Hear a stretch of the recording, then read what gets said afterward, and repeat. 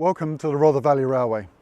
My name is Trevor Streeter. I'm the Communications Officer for the railway, and today I'll be giving you a tour of the station site.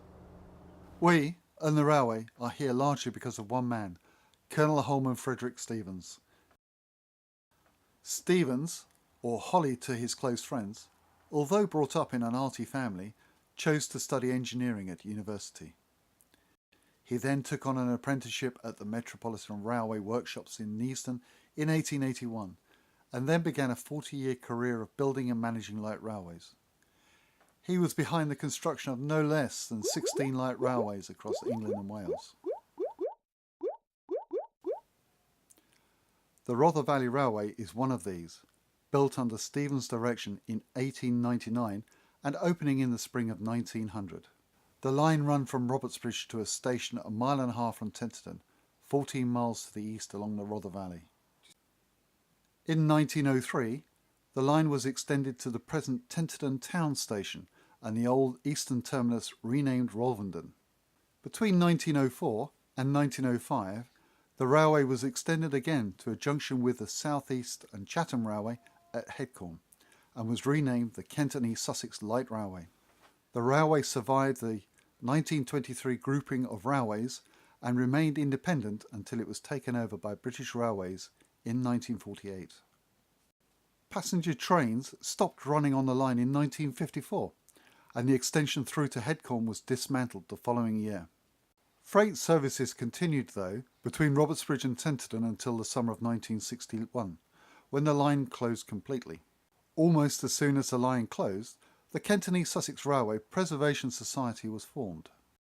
Trains first ran again in February 1974 and the line was extended eastward in stages, reaching Witcham Road in 1977, Northiam in 1990 and finally Bodiam in 2000, 100 years to the day from the original opening of the line to passengers under Colonel Stevens' management. There were political difficulties, however, which prevented the Kent and East Sussex Railway from continuing the rebuilding beyond Bodiam. Enter the Rother Valley Railway, formed in 1991 with the Tenterden Railway Company approval to restore the missing rail link between Bodiam and Robertsbridge. We propose to reconstruct this last 3.5 mile stretch linking to the national network at Robertsbridge Junction and joining to the Kent and East Sussex line at Bodiam, allowing through running for the full 14 miles just as in Colonel Stevens' day. Since 1991 we've been acquiring sections of trackbed as and when possible, and we continue to negotiate with landowners to secure the remainder of the route. We're obtaining the necessary planning consents and orders to reopen the line for trains to run between Robertsbridge and Bodiam. We have now reconstructed 3/4 of a mile of track between Bodiam and Junction Road and a further 1/3 of a mile from Robertsbridge Junction Station to North Bridge Street, requiring the sensitive reconstruction of 5 bridges carrying the line over watercourses draining the valley. We have all the materials, sleepers, rails, fixings to complete the railway, stockpiled ready to go.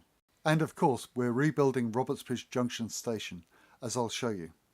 We would like to think Colonel Stevens would have approved.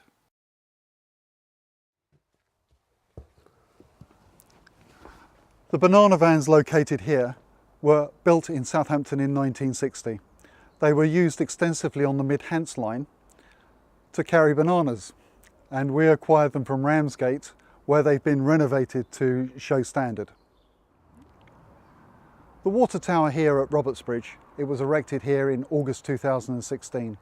It has a long history with Colonel Stevens, however, as it was originally erected at the Montgomery and Shropshire Railway at Shrewsbury Abbey.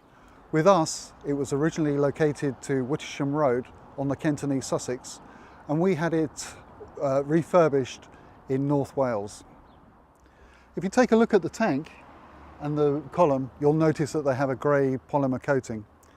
We've decided to use this as a way to protect the metal against corrosion because of the ultra clean water that we'll be using.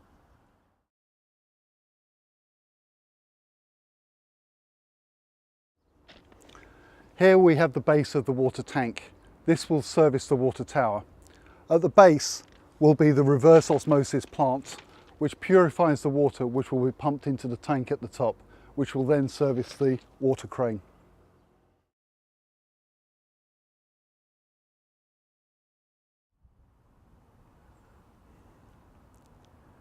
And here we have the base of the station building, a key component of any station, I'm sure you'll agree. At the moment, we've only decided to do the base level. We're not going to erect above ground level at this stage. We do not want to be in a situation where we're paying rates and do not have any revenue. Any of you who have done construction will know that the key cost is always in the ground, and that's already been done here.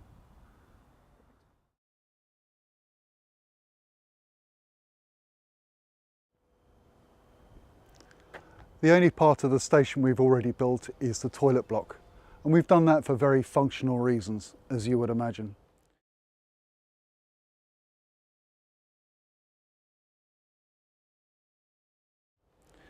You'll notice the construction is with sash cord windows, and the colouring here is that of Cantonese Sussex, being the mauve brown and the cream on the canopy.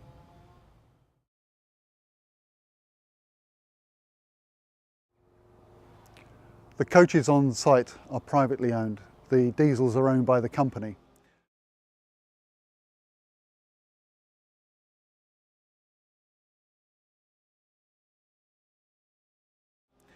This particular vehicle is the GBLV, Goods Bogie Luggage Van, was bought by the supporters to act as a mess and comfort facilities for working on site.